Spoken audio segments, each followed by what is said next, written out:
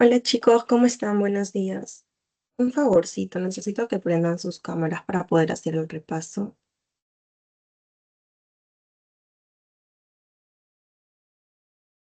Vamos a dar 5 minutitos más, por favor, para ver si alguien más se va a unir. Y bueno, vamos a dar también inicio al repaso, ¿no?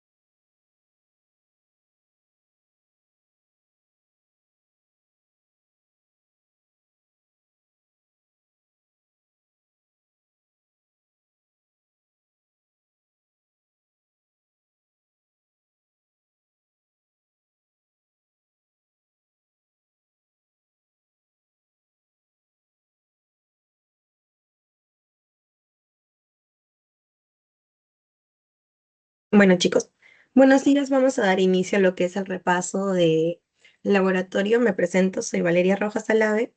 Y vamos a empezar primero dictando, bueno, ¿no? Lo que va a ser el curso de laboratorio.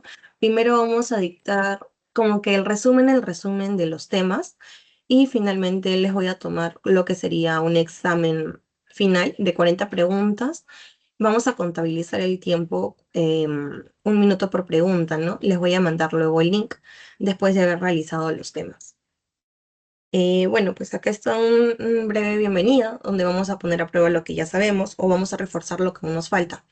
Recuerden que si les fue no tan bien en el parcial, este al final es remontable, la verdad.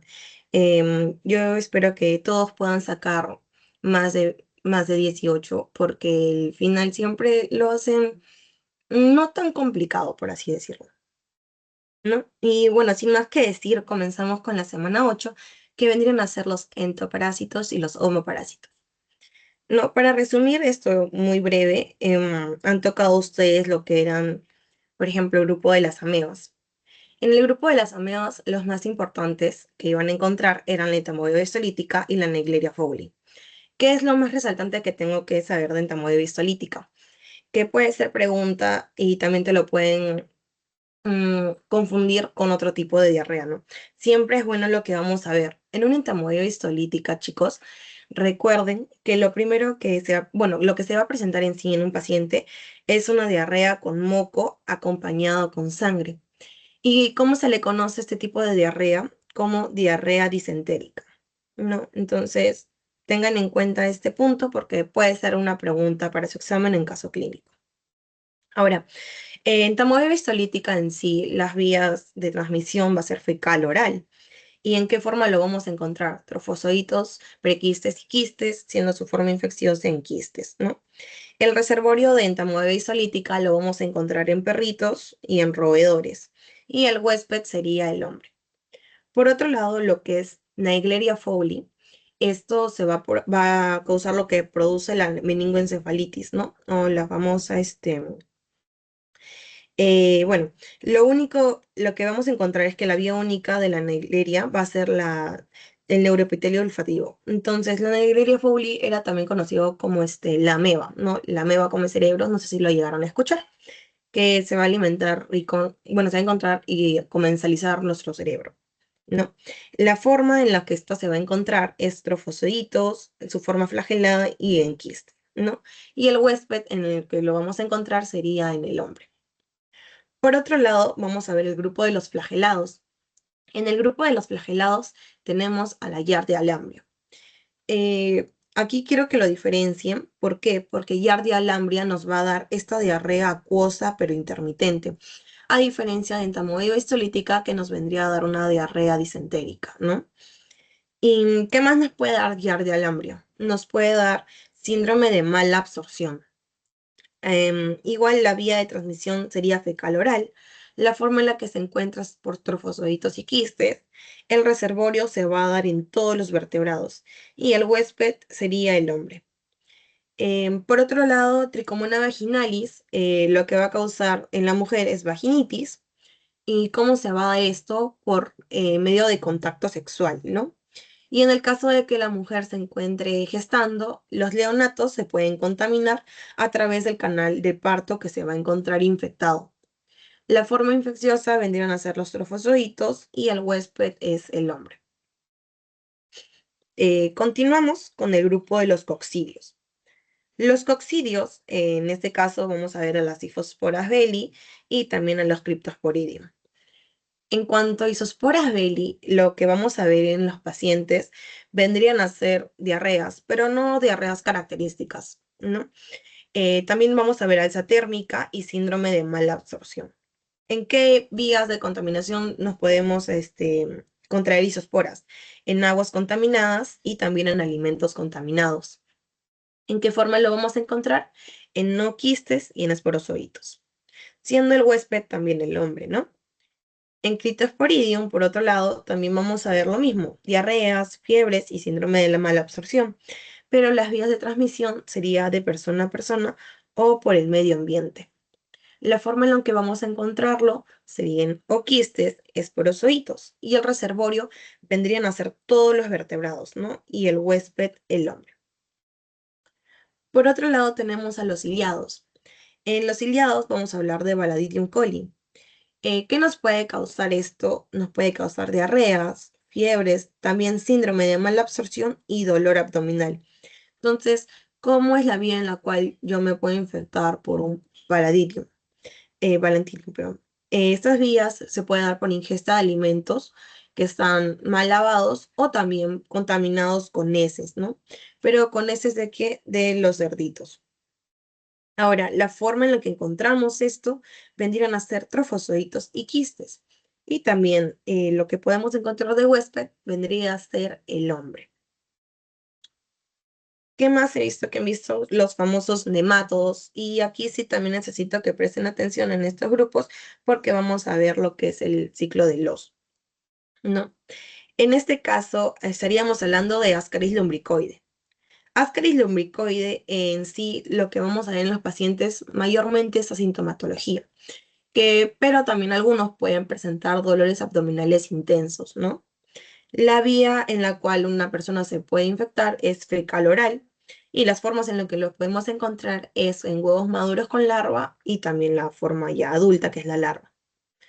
Por otro lado, el Necator americanus o el Ankylostoma duodenalis nos va a causar anemias, ¿no? En la vía en la que uno lo puede adquirir es transcutánea, pisando el suelo descalzo que está en suelo contaminado, ¿no? Y la forma en la que lo encontramos son huevos y larvas filariformes. Por otro lado, también tenemos a los estrongiloides estercolaris. Los estrongiloides en sí vamos a tener dos formas en personas que se van a infectar.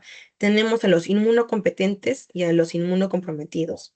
En cuanto a los inmunocompetentes, va a causar destrucción tisulares, pero en los inmunocomprometidos, que son personas que tienen más bajo sistema inmune, vas a tener síndrome de hiperinfección, infecciones muy recurrentes. Entonces, ¿cuál va a ser la vía en la cual una persona puede infectarse? Por fecalismo o por suelos contaminados, andar descalzo en suelos que están infectados. La forma en la que podemos encontrarlo sería las larvas filariformes, el huevo y las larvas, ¿no? Rapidiformes. Por otro lado, los enterobios vernicularis, más conocidos en pediatría, como los famosos oxiurus, ¿no? Son aquí donde vas a encontrarlo en pacientes pediátricos que vienen con la sintomatología de tener prurito anal, mucho escozor y comezón, ¿no? Y como constantemente son mayormente los niños los que se infectan, ¿y dónde se encuentran los niños? En una zona con sus compañeros en el salón. Bueno, no hay un correcto no le enseñan correctamente al niño que no debe, por ejemplo, rascarse y al no tener una buena higiene, el niño toca a sus compañeros y bueno, pues, ¿no? La vía de transmisión sería ano, mano, boca. Como son niños, todo lo que tocan se lo meten a la mano, no hacen una correcta higiene o van y tocan a su compañero, ¿no? Y ya se estaría infectando si es que el niño se ha rascado, ¿no? La forma en la que lo podemos encontrar es huevo y larva. Sí quería su participación con ustedes, chicos, para que me puedan decir cuál es la prueba de laboratorio que se podría realizar en los oxiuros.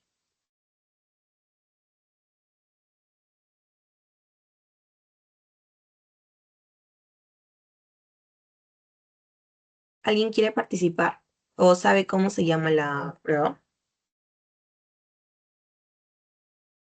Desde Graham. Ujú. Y bueno, dime, ¿cómo se realiza este procedimiento de test de Graham? Es con una cinta en la mañana, eh, en la zona anal, sobre Ujú. todo en niños, creo. Correcto, más en pacientes pediátricos, ¿no? Son 3 muestras las que se les pide a la madre realizarlo mayormente en las mañanas, ¿no? Porque es donde sale la larva y coloca los huevecillos. Bueno, también tenemos lo que es trichuris trichura. Gracias por tu participación. Disculpa, no pude ver tu nombre, pero gracias. Trichuris trichura, en lo que vamos a ver en los pacientes, sería diarreas y anemias. Entonces, ¿por qué vías una persona se puede infectar? Vendría a ser por fecalismo y también por suelos contaminados. La forma en la que lo vamos a encontrar también serían huevos maduros con larva y la larva en sí. De todos estos nematodos, hay un grupo específico que va a ser el ciclo de los. Antes de yo pasarles a explicar lo que es el ciclo de los, quiero que me digan cuál de estos no participa en el ciclo de los.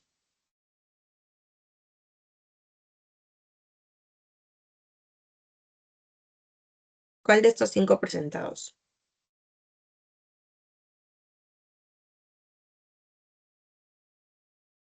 O al menos qué grupos participan en lo que es el ciclo de los.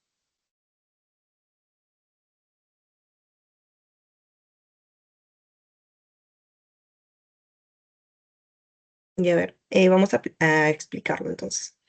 Lo que es el ciclo de los chicos vendría a ser las migraciones de las larvas que se van a ir hacia nuestros pulmones, ¿no? Y aquí van a hacer lo que es la maduración. Entonces van a causar lo que es ruptura de capilares de los alvéolos, causando así las microlesiones, ¿no? También van a causar lo que es la hipersensibilidad tipo 1, van a causar lo que es el síndrome de Loeffler. Entonces, ¿cuáles son los que los van a encontrar? Lo que es la NASA, ¿no?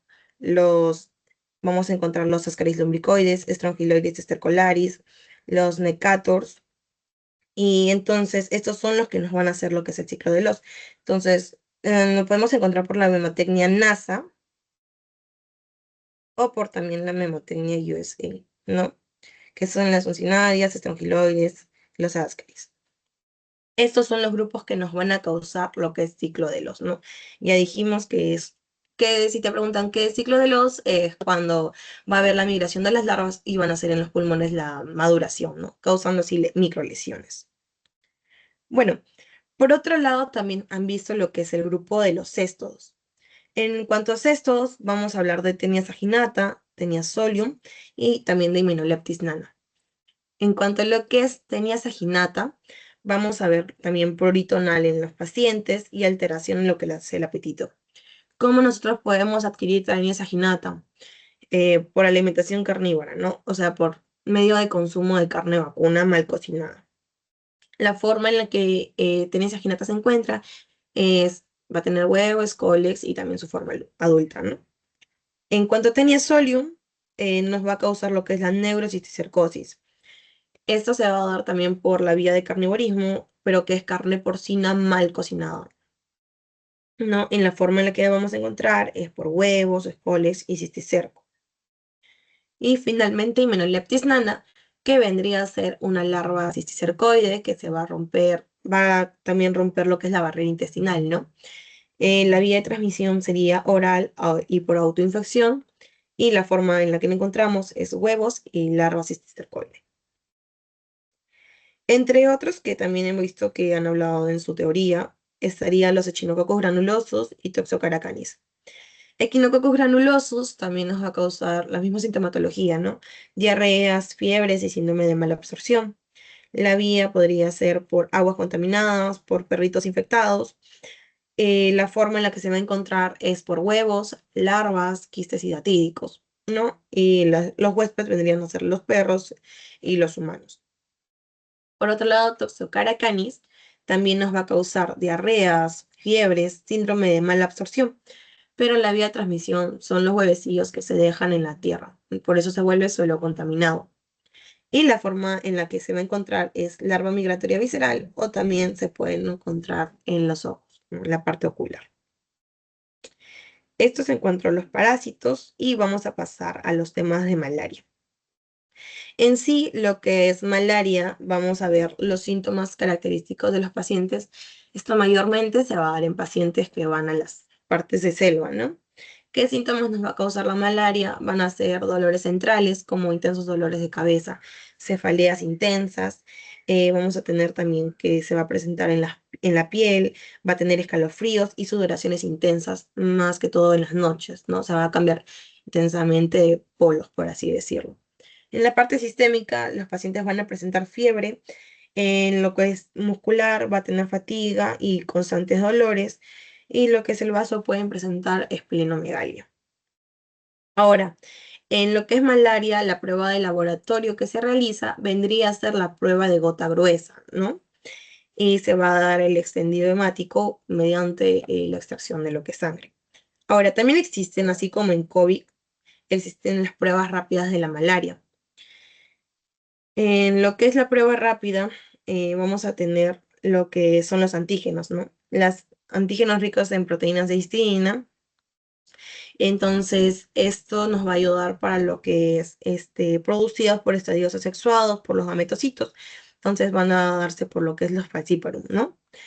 La duración que esto se va a encontrar en la sangre post un tratamiento vendría a ser de en 15 días y los usos que se van a dar es para utilizarse para un diagnóstico. Recuerden que las pruebas rápidas también pueden tener su margen de error, ¿no? Y pueden existir cepas que no se expresen en esta proteína. Por otro lado, el lactato deshidrogenasa parasitario puede ser comúnmente para las especies en cuatro especies en sí: las vivax, las malarias y las ovae. Pero estas son utilizadas específicamente para las falciparum, ¿no? Lo que se pueden encontrar en sangre vendrían a ser 5 días y esto se utiliza para un diagnóstico y seguimiento en el paciente. Y por otro lado, las aldolasas, que es común para las cuatro especies mencionadas anteriormente, y estas son semejantes a las LDH, ¿no? Son enzimas metabólicas que se van a expresar siempre y cuando el parásito se encuentre vivo. Un momentito, por favor.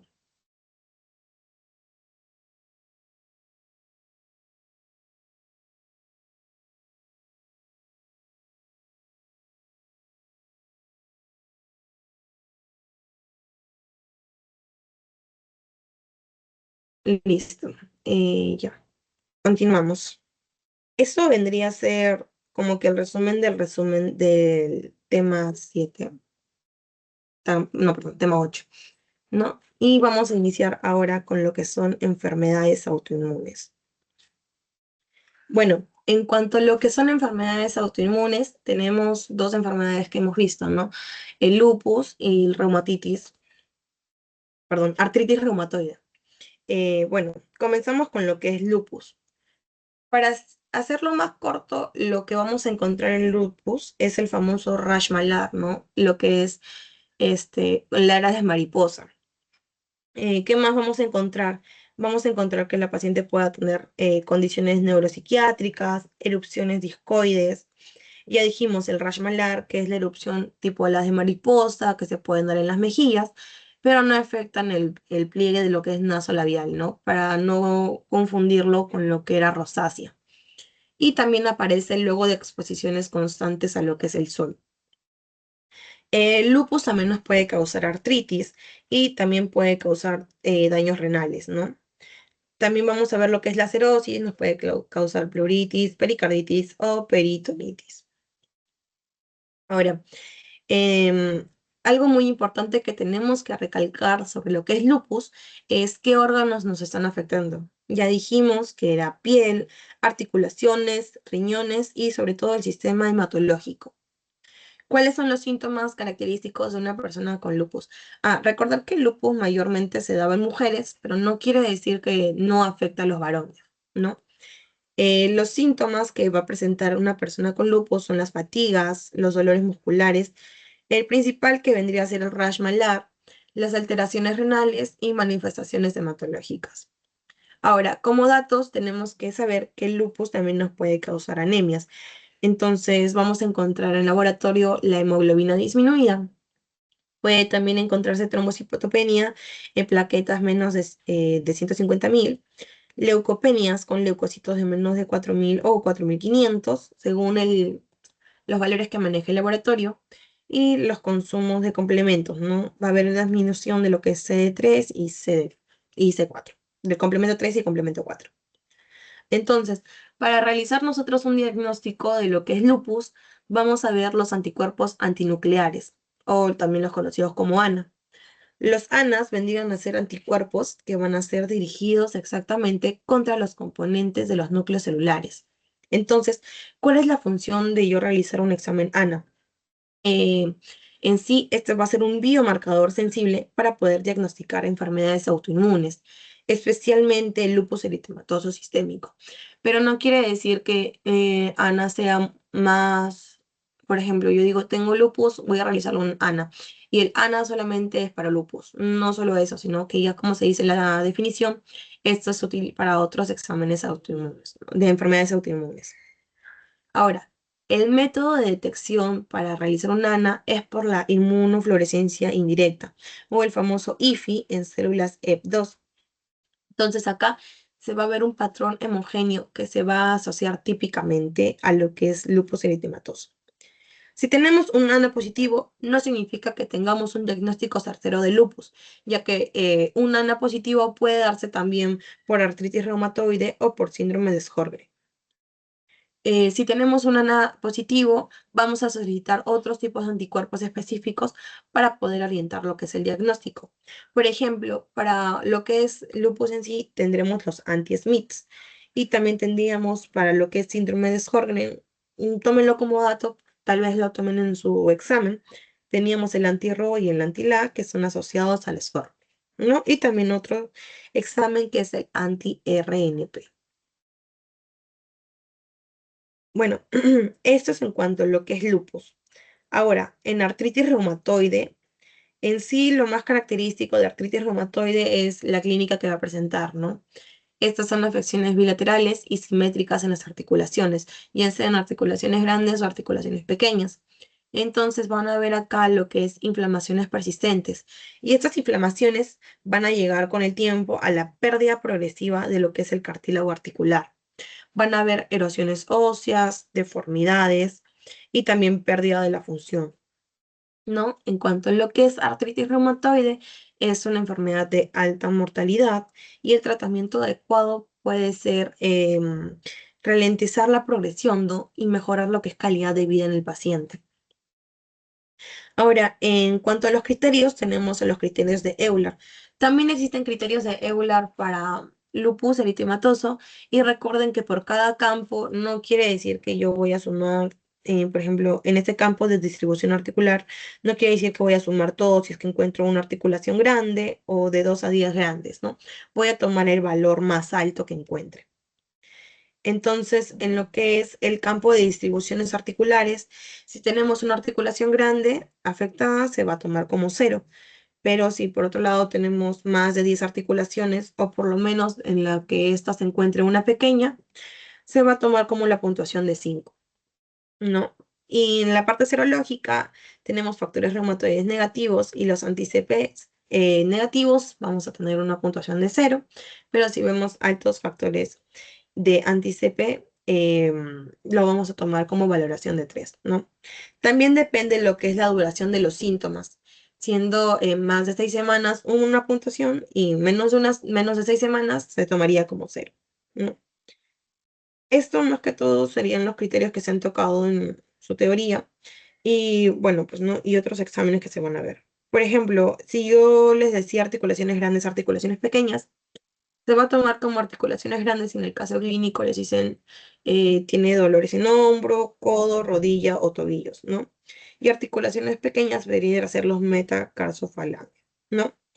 Em, bueno, y eso más que nada en lo que vendrían a ser las dos enfermedades autoinmunes.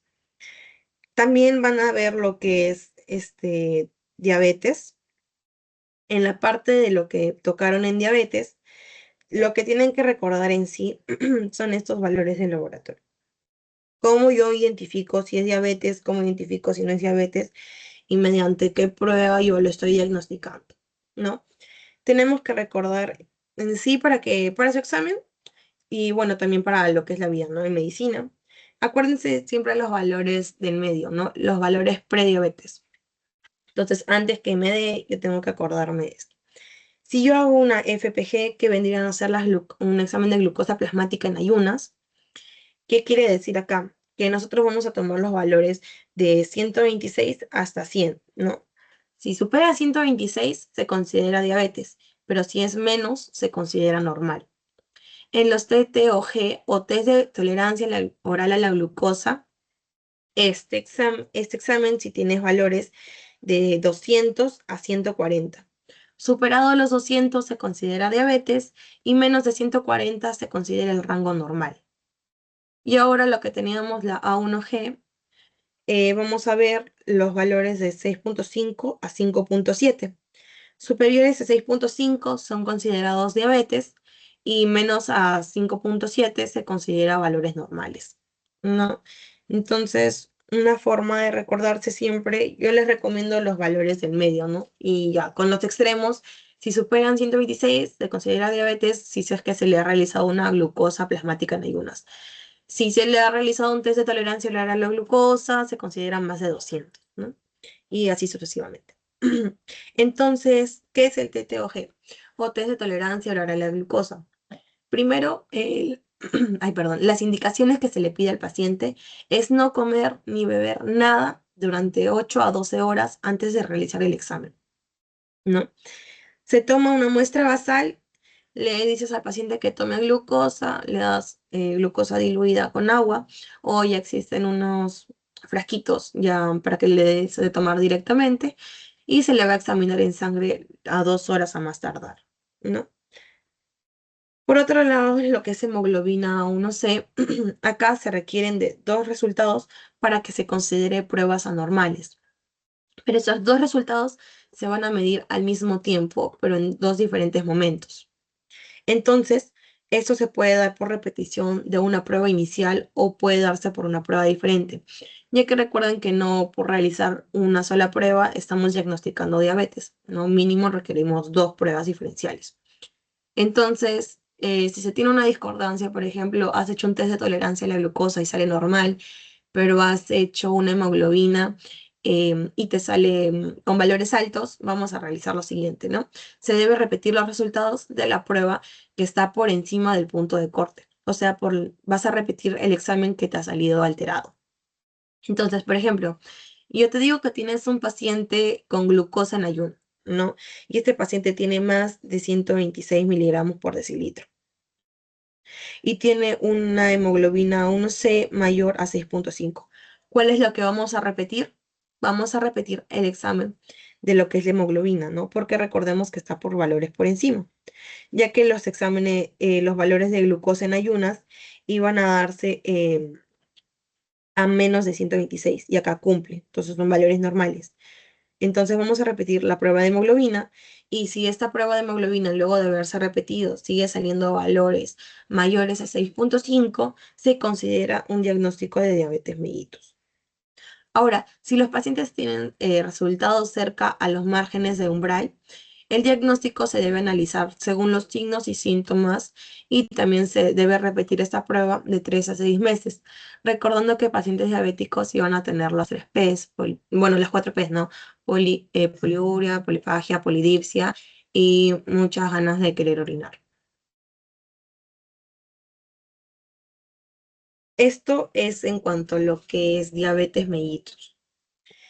Ahora, vamos a ver lo que es tiroides. En sí, todo lo que tienen que saber de tiroides está en su cuadro de la teoría. Esto es como ya el resumen de todo lo que han hablado. Bueno, para hablar esto tenemos que saber también lo que es hipotiroidismo primario y secundario, ¿no?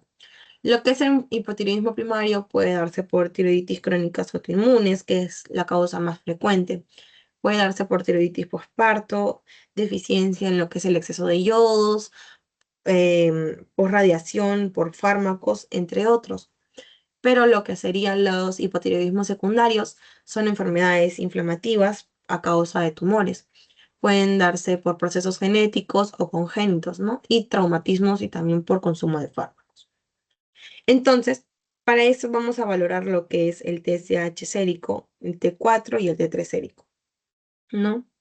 Entonces, si tenemos un eutiroidismo, vamos a encontrar todas estas hormonas normales. Pero si tenemos un hipertiroidismo primario, vamos a ver acá que va a estar disminuido el TSH sérico. Si es un hipertiroidismo primario, vamos a ver que el T4 va a estar alto o se puede encontrar normal. Y el T3 sí o sí va a estar alto. Entonces, si fuese un hipertiroidismo subclínico, vamos a encontrar también el TSH disminuido, el T4 sí o sí tiene que estar normal y el T3 también se va a encontrar normal. Por otro lado, si hablamos de los hipotiroidismos, tenemos al hipotiroidismo subclínico. Entonces, esto va a ser el inverso del hipertiroidismo, ¿no? Si encontrábamos antes un TSH en subclínico bajo, ahora este se va a encontrar alto. Si encontramos un T4 sérico normal, también se va a encontrar normal y lo mismo con el T3. Lo único que cambiaría sería el TSH. Ahora, por lo que es hipotiroidismo primario, también vendría a ser el espejo, ¿no? El TSH se encuentra elevado, el T4 se encuentra disminuido y aquí el T3 estaría bajo o también normal. Y si fuese una resistencia hormonal tiroidea, todos estos valores se encuentran aumentados, ¿no? Entonces recuerden, no es algo tan, o sea, no es algo que les pueda decir que se guíen sí o sí, pero si te dicen, tienes un paciente que antes era delgado, por ejemplo, ¿no? Te dicen, tienes un paciente que antes era delgado, pero ahora está muy prominente, muy gordito, se le ve más hinchadito. Estaríamos hablando de un hipotiroidismo, ¿no? Y si fuese hipertiroidismo, recuerden, hiper se va a hacer más flaquito, más delgadito, ¿no? Entonces, acuérdense, si se acuerdan lo que es hipertiroidismo, lo que es hipotiroidismo vendría a ser su espejo, ¿no? Todo al revés. Bueno, vamos a pasar lo que es el tema del laboratorio clínico de líquidos corporales. El laboratorio clínico en líquidos corporales, chicos, vamos a hablar lo que es líquido pleural. ¿Es normal que nosotros encontremos líquido en nuestra pleura?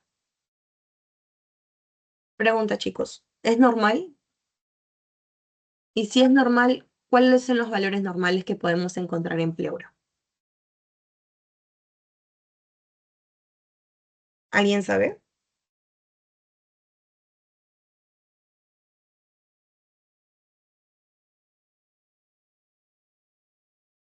Bueno, sí es normal encontrar líquido en la parte pleural, ¿no?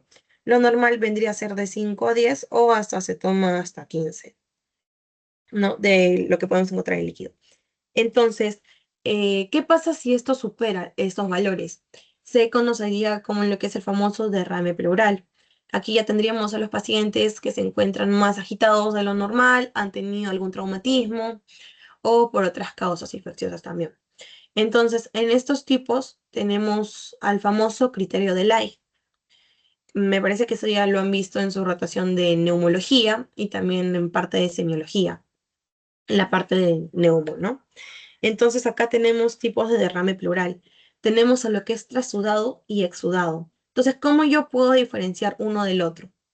Trasudado vendría a ser el aumento de la producción del líquido que se va a dar en los capilares normales. Entonces acá el incremento se va a dar de la presión hidrostática, ¿no? Y va a haber una disminución de la presión oncótica.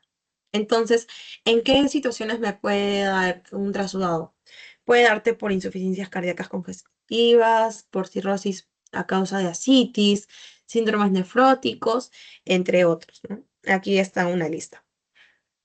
Y si fuese un exudado, exudado es porque hay más producción de líquidos, pero esto se puede dar por una permeabilidad capilar anormal. Entonces acá vamos a ver una disminución de lo que es la eliminación linfática del líquido que se va a encontrar en el espacio pleural y esto va a causar inflamación. Entonces, ¿qué causas me pueden dar inflamación en los pulmones? Las neumonías, los cánceres, embolias pulmonares, la TBC, asbestosis y otras más. Entonces ya habíamos dicho aquí que había acumulación de líquido en el espacio pleural y por gradiente de presiones esto se iba a encontrar más en las bases, ¿correcto? Entonces, ¿qué nos dice el criterio de Lai? Si cumples con uno de estos criterios, pasaría a ser lo que es un exudado, ¿no? Y si no cumples con los criterios, estaríamos hablando de un trasudado. Entonces, ¿cuáles son los criterios de Lai? Estaríamos hablando de proteínas que se van a encontrar en la pleura y la parte sérica. Si estos son mayores o iguales a 0,5. Si por otro lado hablamos del DHL, de pleuras y la parte sérica, o bueno, de las proteínas que se pueden encontrar, se podría dar mayor o igual a 0,6. Pero si hablamos de un HDL que se encuentra en pleura más de los 2/3 del límite sérico, eh, también, si todos estos criterios, o al menos uno de ellos, concuerda con lo que estamos hablando, estaríamos hablando de un exudado. Pero si no cumple estos criterios, estamos hablando de lo que es un trasudado, ¿no? Entonces, recordar que los trasudados vamos a ver baja concentración de proteínas, pero lo que es exudado encontraríamos altas concentraciones de las proteínas, ¿no? ¿Por qué? Porque acá disminuye. ¿Por qué bajas concentraciones? Porque disminuye lo que es la presión oncótica, ¿no? Y la presión oncótica era la que contenía las proteínas dentro de los vasos. A ver, un ratito, por favor. Ya. Bueno, ahora, en lo que es, si encontramos un paciente con derrames, ya dijimos, ¿no? En la parte patológica, a causa de los trasudados, pueden ser a causa de insuficiencias cardíacas congestivas. Entonces, ¿qué va a pasar aquí?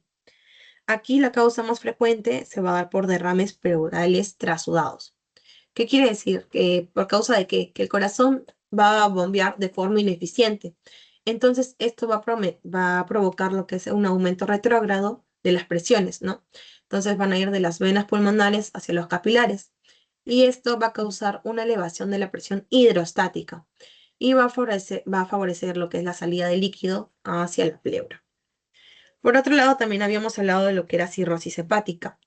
Una cirrosis hepática, ¿por qué se da? Porque el hígado se encuentra dañado. Entonces, si el hígado se encuentra dañado, no va a producir suficiente albúmina, ¿no?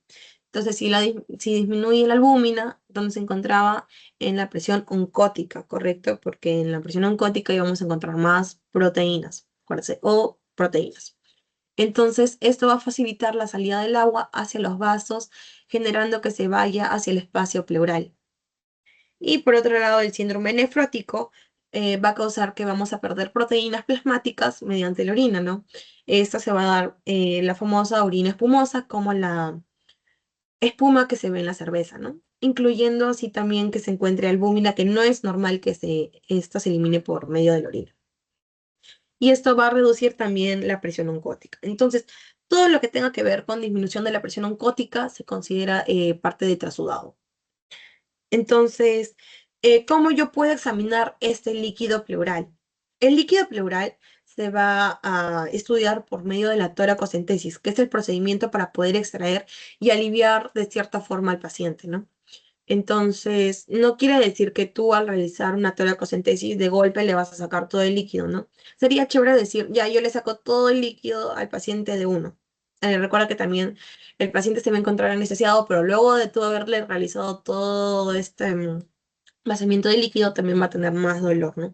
Entonces, por mientras, siempre cuando tú le quieras realizar una toracocentesis, se realiza en pequeñas cantidades. ¿no? Recordar que una toracocentesis siempre se realiza, bueno, primero con aguja fina y también tú requieres una ecografía para poder guiarte, ¿no? Dónde tienes que realizar la punción. Ahora, en cuanto a lo que es líquido peritoneal, no, espérense. Un dato más sobre lo que es toracocentesis es que lo normal es que el líquido que tú extraigas sea como amarillo cristalino, ¿no?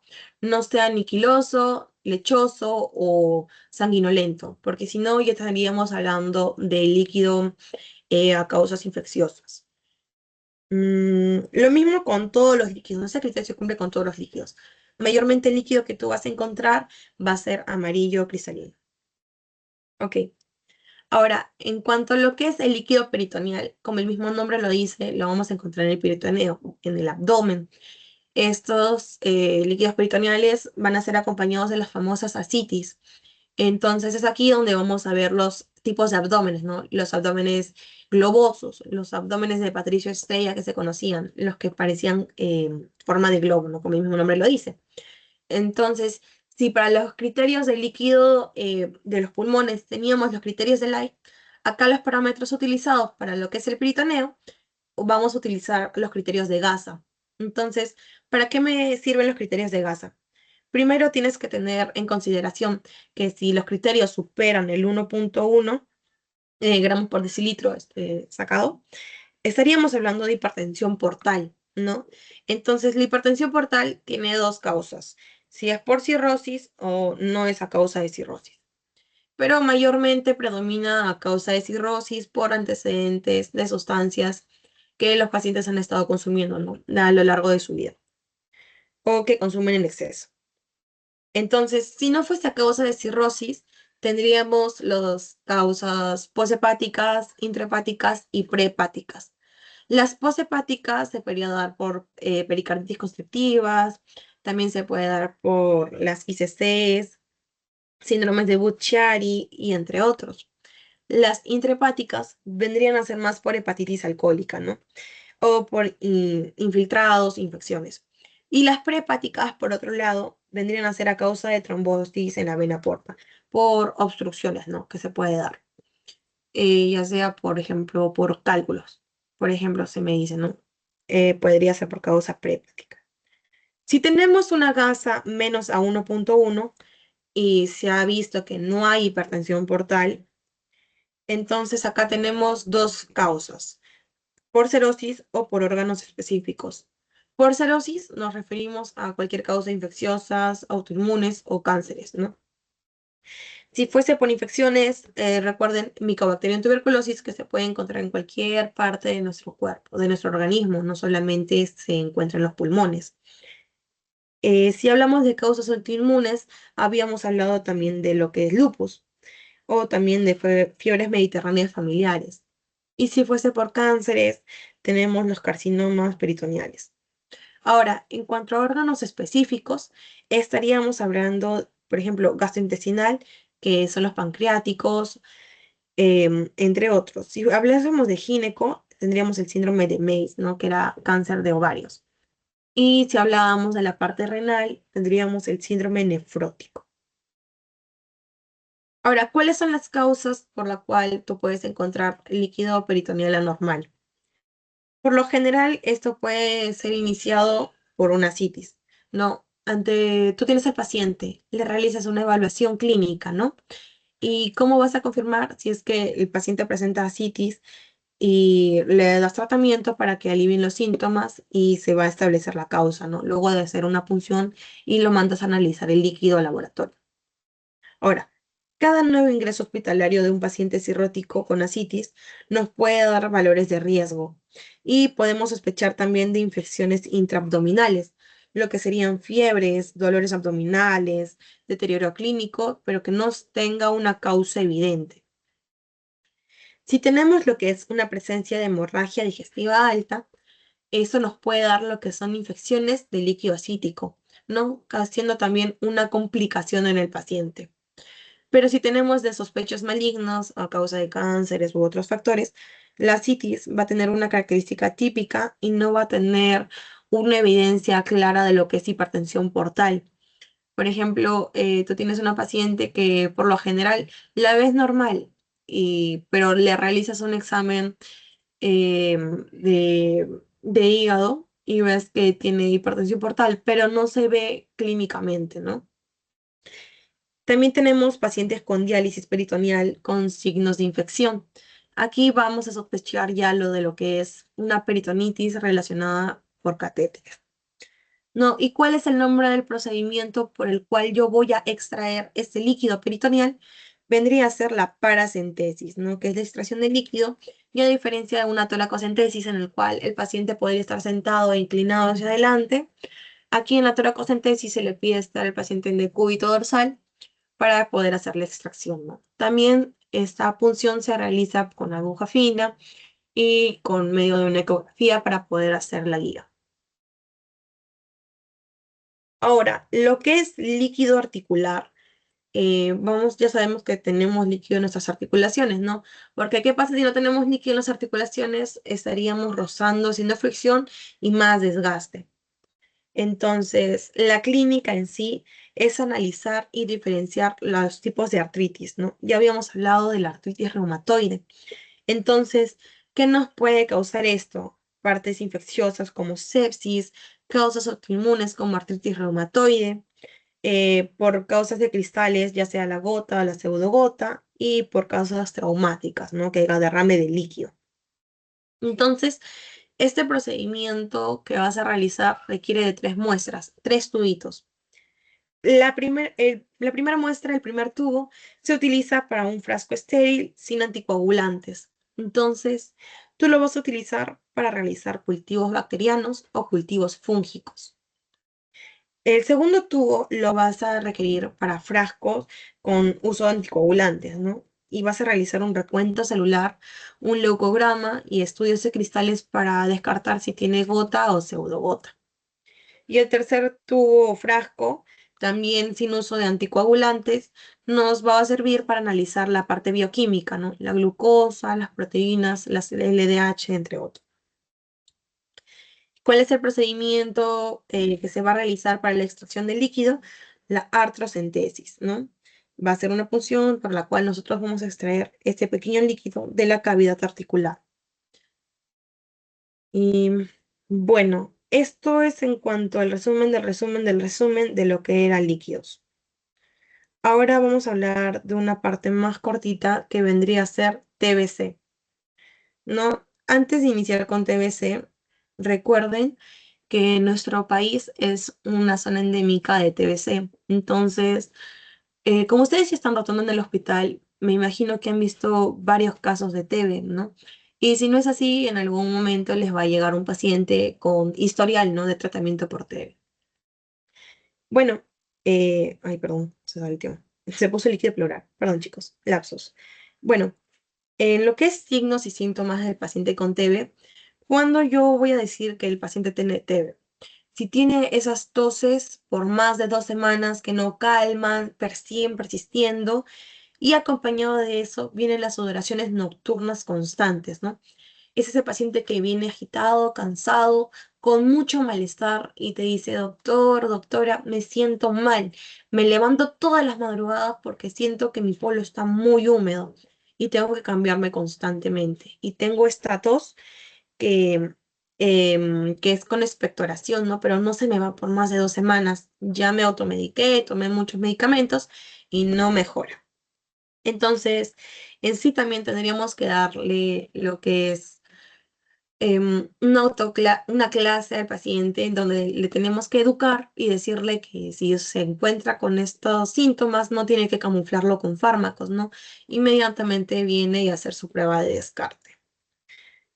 Bueno, la clínica va a depender según la localización de los pacientes. Los síntomas son más característicos, vendrían a ser las toses y la expectoración de más de 2 semanas, ¿no? Y otras manifestaciones también podría ser la pérdida de peso a golpe, la febrícula, sudoraciones nocturnas, astenias y anorexias. Y también la famosa fiebre vespertina que se va a dar por las tardes. Tenemos también lo que son herramientas diagnósticas. ¿Qué nos va a ayudar por un diagnóstico de TBC? Son las pruebas de imágenes radiográficas, ¿no? ¿Qué más vamos a ver? Bueno, mayormente en TV lo íbamos a encontrar en las ápices, ¿no? Como las cavernas, que se van a ver por lesiones.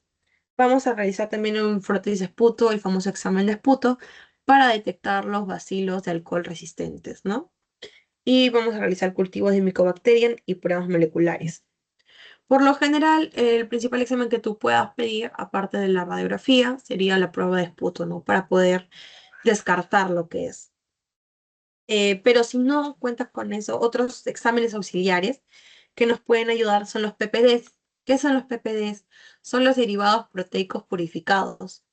Estos PPDs van a ser precipitados para obtener lo que es un medio cultivo sintético de lo que es Mycobacterium tuberculosis, ¿no? Entonces acá vamos a ver lo que hay una reacción de hipersensibilidad, pero va a estar retardada. Esa técnica aún se utiliza y está dada por la OMS para tener una TBC latente, ¿no? Ojo con este dato, ¿no? Si te dice la doctora que el paciente ha tenido TBC latente, utilizamos el PPD. El PPD tiene una sensibilidad en sí de un 70%, ¿no? Y es específico a un 58%. Este es un examen de bajo costo, pero no necesariamente vas a requerir equipamiento, ¿no? Se realizaba una punción que le inyectas al paciente, va a salir como una pápula y esa pápula depende de los días que contabilizas que desaparece o no, o si sigue, eh, o si sigue la pápula persistente. Ahora, ¿dónde vas a indicar tú un PPD? No vas a venir al primer paciente que te viene con tos de más de 2 semanas y ya señor, un PPD. Antes se realizaba esto, ¿no? Para conseguir trabajos se pedían exámenes de descarte, ¿no? Pero ahora ya no se pide tanto. Entonces, lo vas a indicar en pacientes pediátricos que sospeches que tienen TBC. Contactos infantiles con enfermos basíferos. Vas a tener también con contacto de personas que han tenido VIH. Ojo con este dato, puede ser pregunta de examen. Personas que han sido trasplantadas y personas que reciben tratamiento biológico anti alfa TNF, ¿no? Y aquí vemos en esta lámina donde se inyecta el PPD para poder ver, ¿no? Lo que es la pápula y en cuánto tiempo desaparece. Las IGRAs o el interferón gamma rayase assay nos van a ayudar para detectar en sí lo que es sangre periférica, ¿no?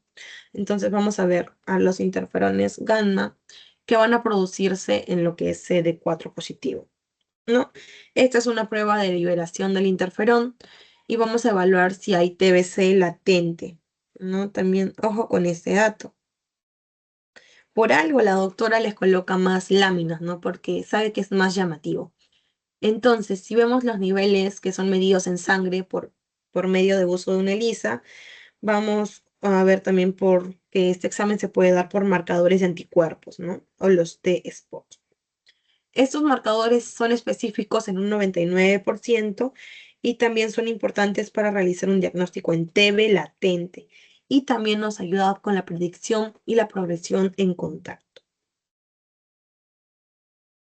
Por otro lado, también tenemos estos dos exámenes, ¿no?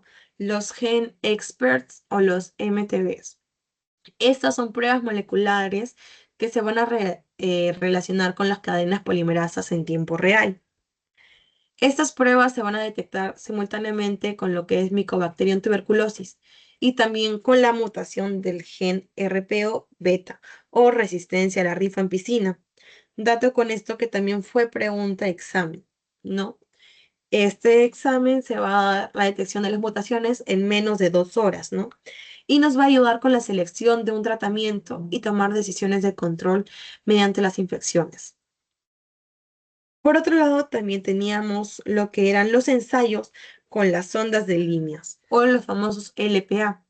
Los LPA eran los patrones representativos de las zonas de reacción, ¿no? En cada tira de reacción, como vemos acá. Esto vendría a ser las 3 primeras tiras, era una zona de control. Luego íbamos a ver la zona de resistencia a la rifampicina y finalmente si había zona de resistencia a las isoniazida. Aquí pondríamos pruebas moleculares que vamos a utilizar las tiras reactivas, también vamos a utilizar lo que contienen regiones moleculares que van a ser también parciales del gen RPO beta o gen de rifampicina, ¿no? pero recuérdense que para ver lo que es mutación del gen, íbamos a ver el gen expert, que era más específico. Bueno, y eso es en cuanto el resumen de TBC, chicos. Ahora, el último tema que les voy a ver es marcadores tumorales. Este es un tema sencillo porque más que nada es para que recuerden en qué se pide para qué órgano, pero recuerden que estos marcadores tumorales no son específicos, sino que nos ayudan más con ciertas patologías, ¿no? Entonces, sin más que decir, iniciamos con esto rapidito para que puedan realizar su examen. Bueno, más que nada, este vendría a ser el resumen del resumen del resumen del resumen que lo van a encontrar en sus diapositivas, ¿no? Entonces, vamos acá. Si tienes un paciente que es adulto, recuerda que mayormente los varones iban a tener problemas prostáticos, ¿no? No necesariamente todos, pero por lo general. Pasados los 50 años ya se requiere que se realicen un PSA. Entonces, si tú le pides un antígeno prostático específico, como el mismo nombre lo dice, PSA nos ayuda para ver si hay algún cáncer en próstata, ¿no? Entonces, lo más específico acá es la interpretación de los niveles de PSA. Si tenemos niveles que van de 0 a 4, no requiere biopsia. Si tienes una PSA total que va de 4 a 10, vamos a tener la famosa zona gris y aquí requerimos de otra prueba que vendría a ser PSA libre. Y si fuese mayor a 10, tú necesitas realizar una biopsia, ¿no?, de próstata. Bueno, en sí, este es un rendimiento diagnóstico, tiene una sensibilidad del 79%, es específico en un 59% y hasta un 30% de los casos con cáncer de próstata pueden tener un PSA normal o bajo. Es por eso que normalmente no se le realiza a varones jóvenes, ¿no? Mayormente en personas adultas. Por otro lado, tenemos a los CA o los antígenos carcinoembrionarios, ¿no? Los antígenos carcinoembrionarios mayormente se van a utilizar para poder hacer un descarte en lo que es diagnóstico de cáncer de colon. Entonces, ¿cómo es una forma en la que yo me pueda acordar de esto? Bueno, sea C de colon, ¿no? Entonces lo relacionamos. Si vemos el examen que dice, el paciente se le quiere hacer un descarte de cáncer de colon, ¿qué exámenes realizas? PSA, tienes un CA 15,3, tienes un CA 19,9, ¿cuál realizarías? Un CA, ¿no? Esa sería la respuesta correcta.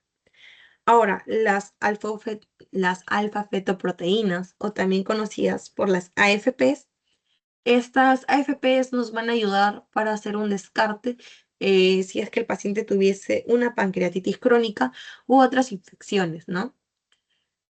Pero más característico se utilizaba para esos descartes. Ahora, las HCGs o las gonadotropinas coriónicas humanas, estas se utilizaban para la parte de los órganos reproductores de las personas, ¿no? El femenino, masculino. Si es que en el caso no contabas con PCA y otros, ¿no? Ahora vamos con los que son más específicos aún. Si tienes un marcador CA15 al toque, nosotros pensamos que quieres hacer un descarte en lo que son los ovarios, ¿no? CA125, chicos, lo relacionamos con ovarios. Esto más que nada es que lo relacionen, chicos, y se acuerden los números, porque la doctora cuando hizo las preguntas nos dijo, no, no sé si también las repitió ustedes, no es necesario que ustedes se memoricen para que todos los órganos que se utilizaban, ¿no? Sino que los más específicos y más utilizados.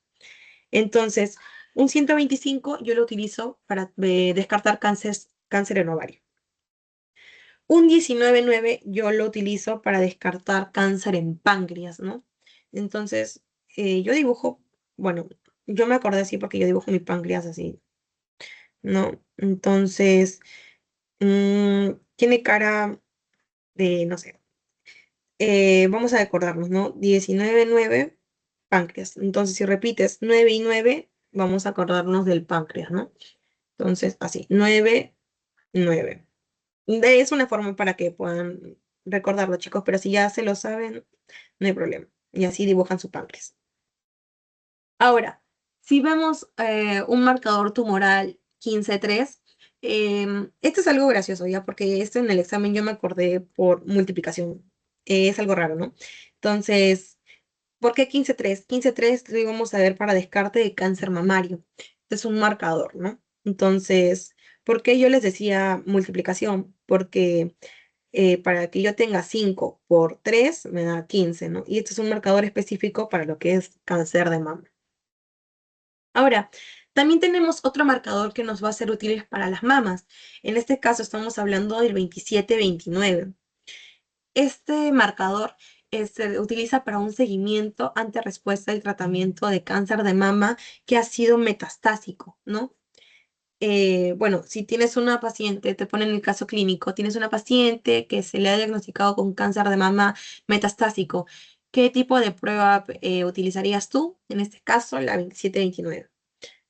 ¿Cómo nos acordamos de esto? Acuérdense, ¿no? Tienes un chico y una chica de 27 años y 29 años, algo así. Y finalmente tenemos lo que es el marcador cifra. El marcador cifra ya específicamente se utiliza para lo que era la parte pulmonar, ¿no? Entonces, cifra 21,1, acuérdate, que era utilizado para los pulmones. Y bueno, esto es como que la parte gráfica para que ustedes puedan acordarse. Igual si requieren la parte teórica con los cuadritos, les puedo pasar la clase que hice con los cuadros resumidos así. Porque si lo ponía así, yo lo veía con mucho texto, ¿no? Y como ya el examen es mañana, quiero que se acuerden más por las imágenes, chicos. Y bueno, también por esta imagen de esta mujer que nos va a ayudar, ¿no? Para las pruebas de, por ejemplo, tiroides, también se utiliza el SEA, pero recuerden que el SEA también lo vamos a ver dónde, en la parte de colon. Si ven acá, por ejemplo, ¿dónde está? El cifra 21 lo utilizábamos en pulmón, pero también lo podemos utilizar el 125. Otro, por ejemplo, colorectal, ya habíamos dicho, ¿no? El CEA, que es más para descarte de cáncer de colon, pero también estaba el 19,9. Pero ustedes dirán, Valeria, tú me dijiste que el 19,9 lo utilizaba para páncreas. Correcto, también se puede utilizar para páncreas, pero también ves acá, es útil en el estómago y en otras partes de los órganos, ¿no? Bueno, chicos, esto en sí es el resumen de todo. Y espero, denme un momentito, les voy a compartir el examen, ¿no? Este es un examen para que puedan ir practicando. Espero que lo realicen ahorita para que yo pueda ver su proceso, ¿no? Y cualquier cosa que se equivoquen, les voy a pasar el link ahorita para que puedan hacer el examen. Son 40 preguntas. Sí, dime, Sonali. Sí, quería preguntar si no viene el de hemoterapia. No, sí, hemoterapia también viene, pero esta clase ya la colgué. No sé si todavía se puede ver, pero a ver, dame un momentito y les presento la parte de hemoterapia. En hemoterapia en sí, lo más característico tienes que ver en lo que es los grupos sanguíneos, ¿no? Cuál, qué vas a poder transfundir tú en qué pacientes y qué no. A ver, dame un momentito y te comparto la. A ver. Porque a ustedes ya les han brindado su lista, ¿no? De qué temas van a venir. Me parece que son esos temas que tocan. A ver,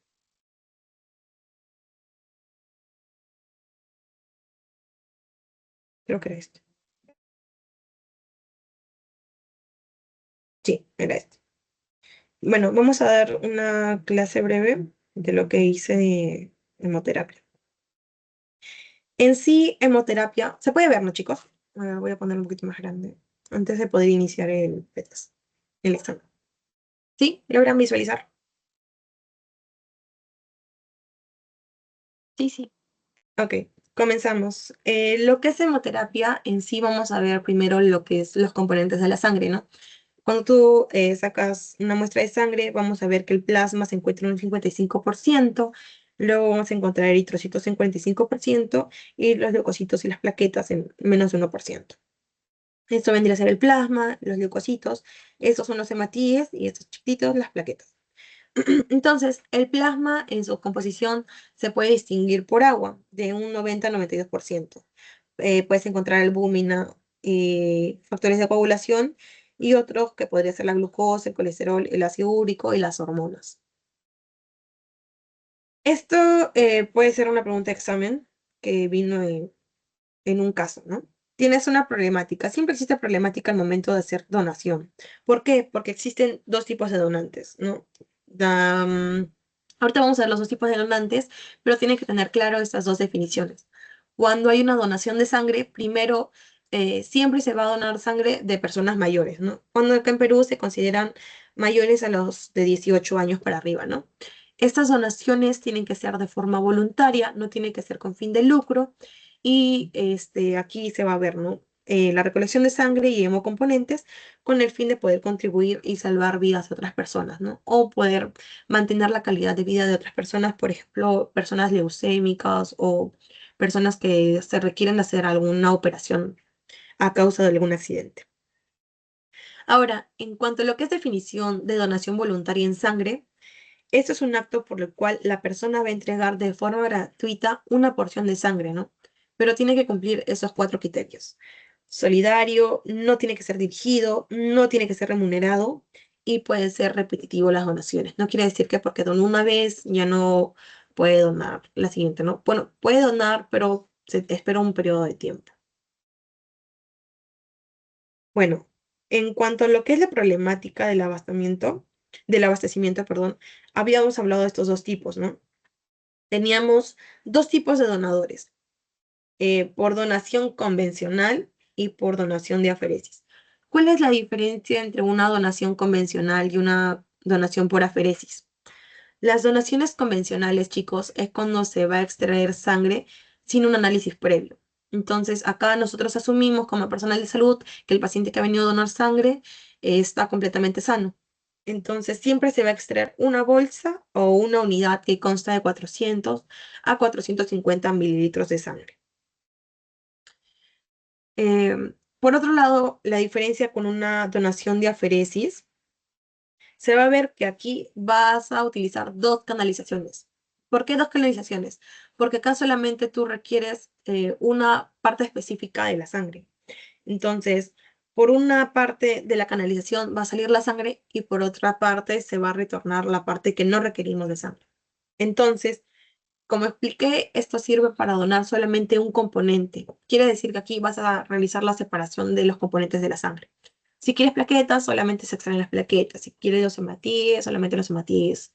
Y así va separando, ¿no?, los componentes. En este caso, las plaquetas permiten obtener una mayor cantidad de las mismas, ¿no? En comparación con las convencionales, aquí se van a obtener mayor a 7 veces el valor que se obtiene de una convencional. Entonces, esta es la diferencia, ¿no? Una convencional son acá, por ejemplo, las campañas que van a la universidad, que decían muestras de sangre y te sacaban sangre, ¿no? Y no te analizaban previamente. Pero en cambio, una donación por equipo de aferesis es que tú vayas al centro médico y te realicen las dos canalizaciones, ¿no? Para extraer netamente lo que se requiere. Bueno, vamos a hablar también lo que es la inmunohematología según el grupo sanguíneo. Ya sabemos que existen muchos grupos sanguíneos, ¿no? Pero en este caso nosotros nos vamos a referir al sistema ABO o a los RH. El sistema ABO, nosotros tenemos cuatro tipos de grupos: los grupos O, los grupos A, los grupos B y los grupos AB. Y también tenemos ay, caramba, el sistema RH, o también conocido como sistema de Resus, ¿no? Es donde vamos a ver los antígenos D, que van a ser las lipoproteínas de las membranas, ¿no? Que puede ser de un grupo RH positivo o RH negativo.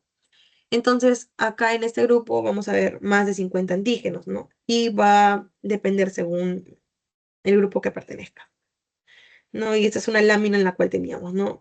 Em, Sí, esta lámina, recuérdense que más en laboratorio apréndanse todos los cuadros o imágenes que les pongan en las teorías, ¿no? Entonces, si teníamos un grupo A, veíamos eritrocitos en A, ¿no? Antígenos en los eritrocitos que se van a encontrar son antígenos A. Y los anticuerpos en plasma vendrían a ser los anti-B. Por otro lado, si eres del grupo B, vamos a ver antígenos B y anticuerpos en plasma sanguíneo, los anti-A. Si vemos un grupo AB, vamos a ver antígenos A y antígenos B por separado, pero no vamos a encontrar ningún anticuerpo en plasma sanguíneo. Y si eres del grupo O, como la mayoría de los peruanos, No vas a encontrar ningún antígeno de los eritrocitos, pero los anticuerpos en plasma sanguíneo que puedes encontrar son los anti-A y los anti-B. Bueno, compatibilidad en lo que es la sangre, recuerden este cuadro. Recordar que si tú eres del grupo A, puedes donar a A y a B. Si eres del grupo B, puedes donar a B, a B. Si eres AB, solamente puedes donar a B. Y los O pueden donar a todos, pero solamente pueden recibir si eres del grupo O. ¿No? Acá está un gráfico donante-receptor. Y aquí teníamos pruebas de compatibilidad sanguínea, ¿no? Pruebas cruzadas mayores y también existen pruebas cruzadas menores. Las pruebas cruzadas mayores, por lo general, es donde vamos a tener los glóbulos rojos de los donantes y a esto se le va a aumentar lo que es el suero en el receptor. Luego de ello se van a ver si hay reacciones incompatibles o reacciones compatibles, ¿no? Entonces acá vamos a comparar una bolsa de sangre con el plasma del receptor y si vemos que se produce una aglutinación y le agregamos el suero de COMS, vemos si estos se aglutinan y si es que llegan a aglutinarse son compatibles. Pero si no se aglutinan, como en este caso, no se puede realizar la transfusión, ¿no? Si en este caso tenemos una prueba cruzada menor, en este caso hacemos la inversa de lo que es la prueba mayor, ¿no? Y vemos que la prueba de aglutinación es la misma que en la mayor. Si se aglutinan son compatibles y si no se aglutinan son incompatibles. Entonces, ¿qué quiere decir con la reversa de lo que son las pruebas mayores?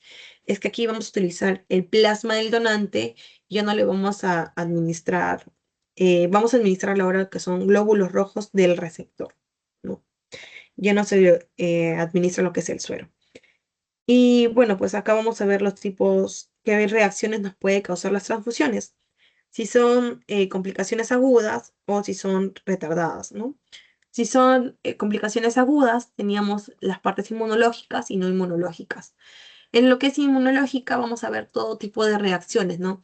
Las reacciones hemolíticas agudas, reacciones febriles no hemolíticas, o también teníamos lesiones pulmonares, ¿no? Y si no fuesen inmunológicas, teníamos causas de contaminaciones o sobrecargas circulatorias. Si fuesen efectos tardados en la parte inmunológica, teníamos a lo que era reacción de las hemolíticas retardadas, ¿no? Enfermedades o injertos. Y si no fuesen inmunológicas, aquí veríamos lo que era la transfusión de agentes infecciosos. Bueno, en lo que es la parte de enfermedades hemolíticas en recién nacidos con eritroblastosis fetal, estaríamos hablando de lo que era la famosa anemia hemolítica, ¿no? Entonces, ¿qué vamos a ver acá? Tenemos una gestante que es RH negativo, ¿no? Y esta se va a sensibilizar para que pueda detectar lo que es el feto y va a destruir a los hematíes fetales. Pero si tenemos un RH positivo heredado del padre, va a provocar una hiperbilirrubinemia neonatal. Entonces acá el recién nacido va a tener anemia hemolítica, ¿no? Va a estar amarillito. ¿Qué va a pasar acá? Esto depende de las complicaciones, por ejemplo, la eritroblastosis fetal. Acá vamos a ver la cantidad de sangre mínima que se va a sensibilizar en la madre, ¿no? Y eso se va a sensibilizar con la ayuda del antígeno D, que es igual o mayor a 5 mililitros. También se va a ver, como estábamos hablando de anemias hemolíticas, recordar la triada, ¿no? ¿Cuál era la triada para anemias hemolíticas? ¿Alguien se acuerda?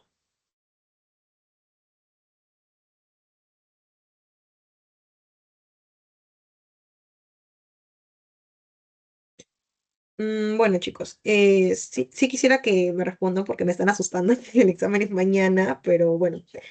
Lo que es la parte de anemias hemolíticas, la triada es la siguiente. Primero, tienes que tener, el mismo nombre lo dice, anemia. Tienes que tener ictericia y recuerden que para decir o hablar de anemias hemolíticas, también tiene que estar presente una esplenomegalia.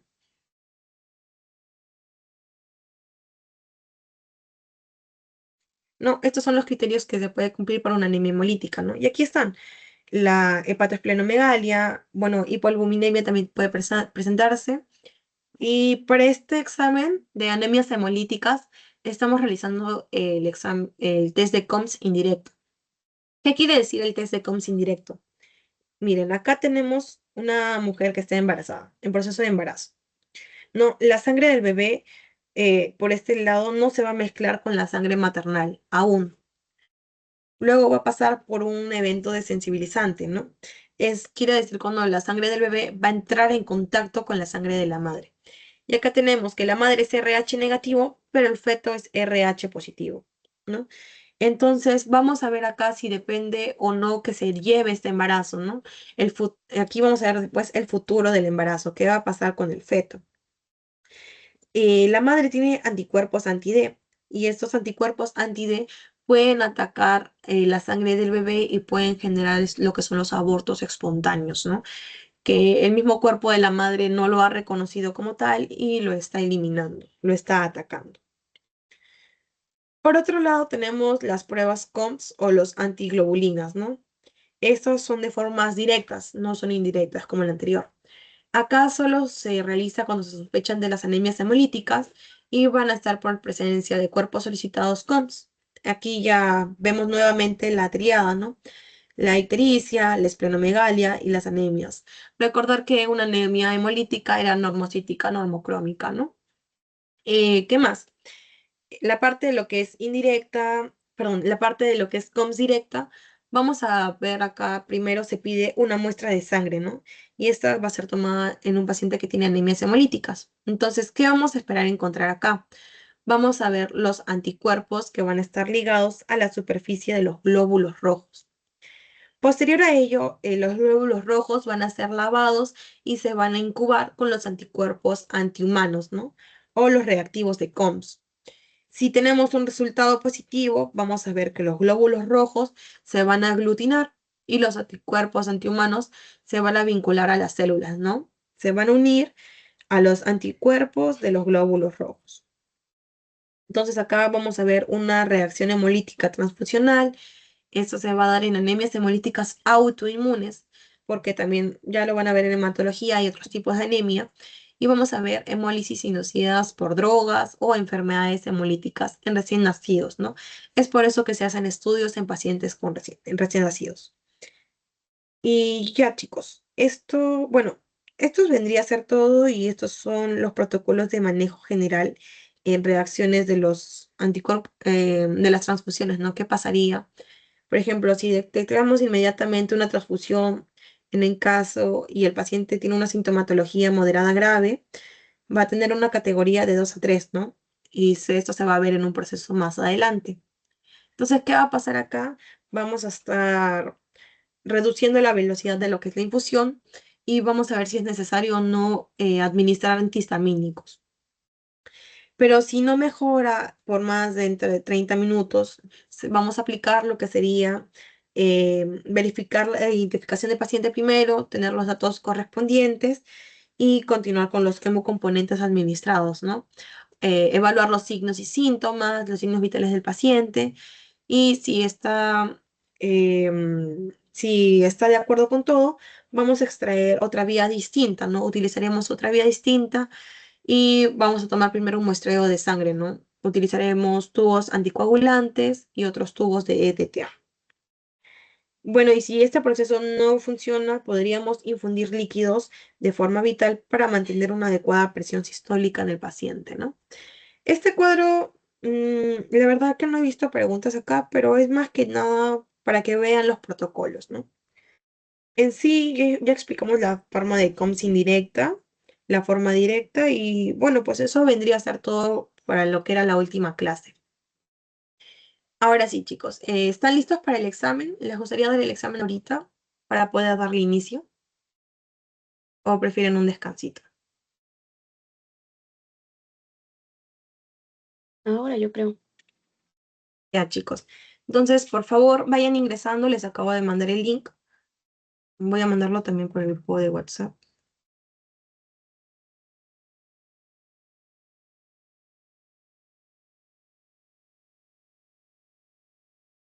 Es un examen de 40 preguntas, chicos. Cada pregunta está con un tiempo de 1 minuto para que puedan ir midiendo más o menos cuánto se demoran. Sí les voy a pedir que coloquen sus nombres completos para poder realizar la asistencia, porque este va a ser mi captura de asistencia, chicos, por favorcito. Somos 14 en sala, así que espero que se unan todos, ¿no?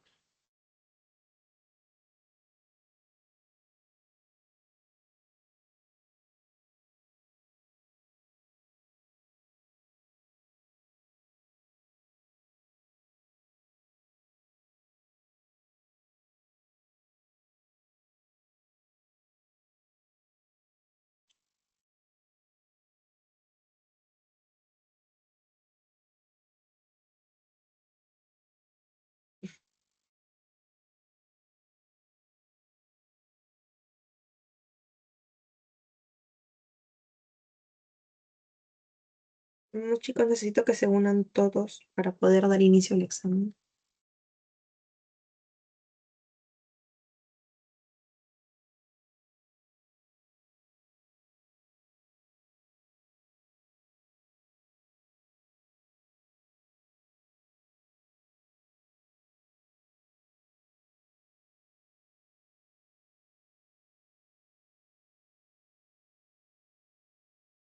Ya está.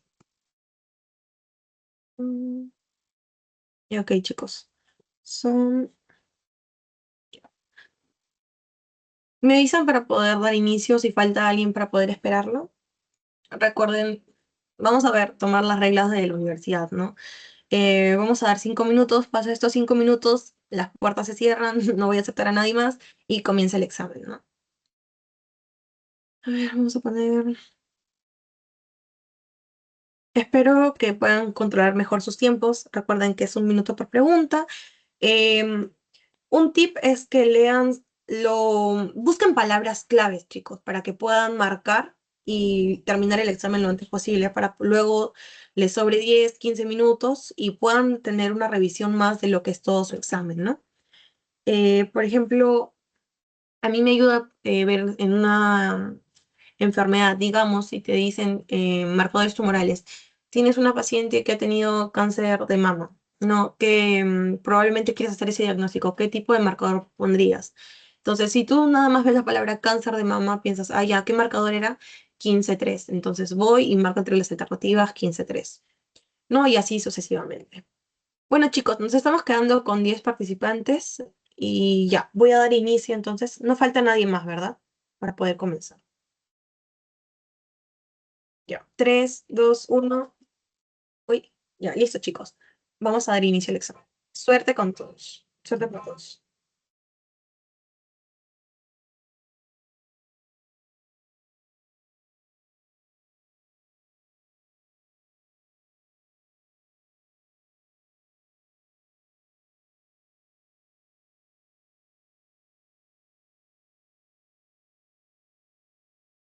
Recuerden que a los 3 primeros podios les voy a estar premiando con bancos. Y igual a todos les voy a pasar este material, ¿no? Así que suerte, chicos. Éxitos.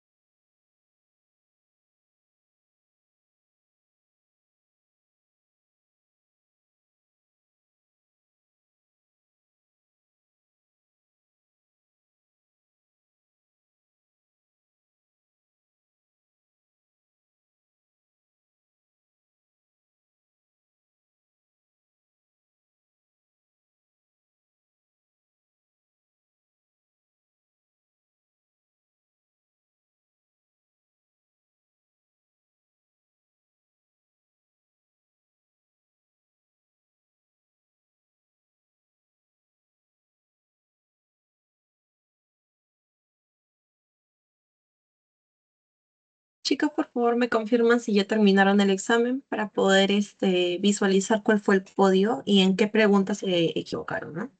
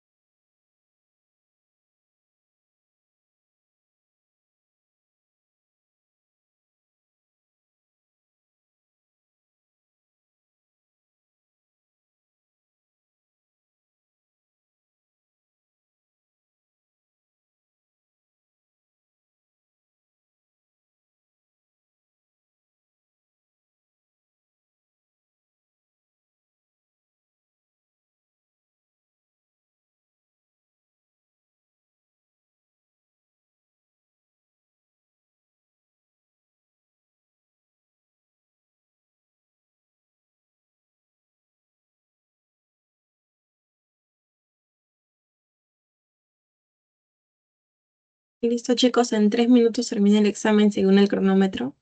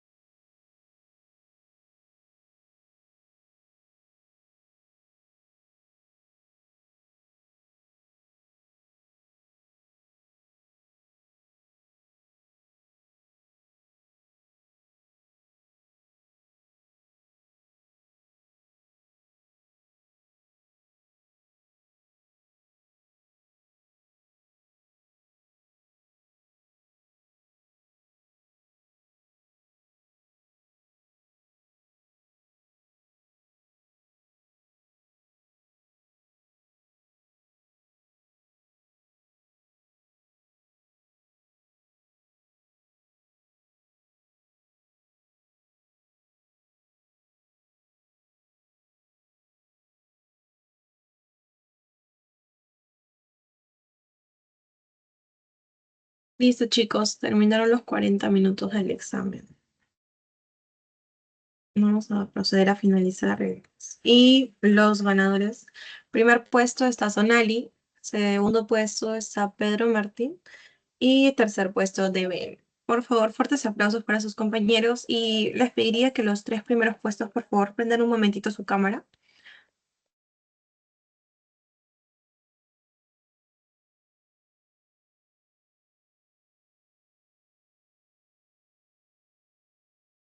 Ya, perfecto, chicos. Gracias por su participación. Me estoy comunicando un favorcito. Los tres primeros puestos me envían un correo, bueno, un mensaje por acá o por el privado para poder enviarles más material para que puedan seguir repasando.